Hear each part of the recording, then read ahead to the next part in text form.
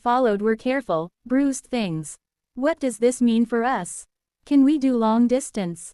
Will you come back? He always answered with, "We'll figure it out," which she slowly learned was his way of saying he already had, and the answer wasn't what she hoped.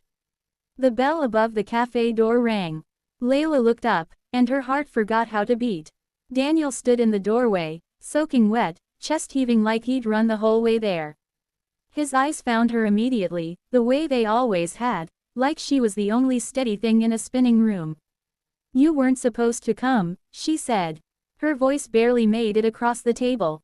"I know." He crossed the cafe and sat down across from her. Rain dripped from his jaw. He looked at her like she was something he was trying to memorize. "I couldn't not come." Silence stretched between them, thick and aching. "You should have just left," she whispered. "It would have been easier." "For who?" She looked away. Outside, a car moved slowly through a puddle, headlights blurring in the wet street. She felt his hand cover hers on the table, warm, familiar, heartbreaking. "Layla." His voice cracked on her name. Just her name, and it undid her completely. "Don't." Her eyes burned. "Don't say it like that.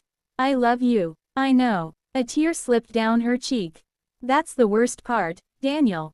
I know you do. Because this was not a story of a love that died. It was the story of a love that simply could not survive the distance between who they were and who they needed to become. And somehow, that was so much harder to grieve."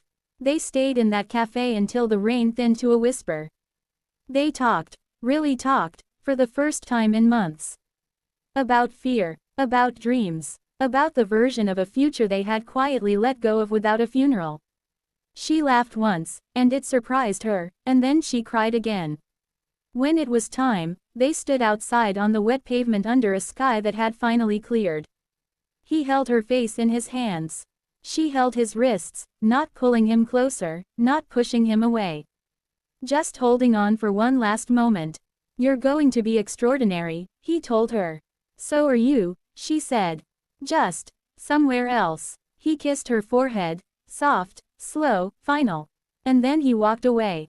Layla stood on that pavement long after he disappeared around the corner. She stood there with her heart cracked open and the cold air filling her lungs and the strange, quiet knowledge that she would survive this. Not today, maybe not for a long time. But someday. The night was clear now, and above the rooftops, one star had appeared, small and bright and stubbornly present. She wiped her eyes. She walked home. Sometimes love isn't about holding on. Sometimes the bravest, most beautiful thing it can do is let go.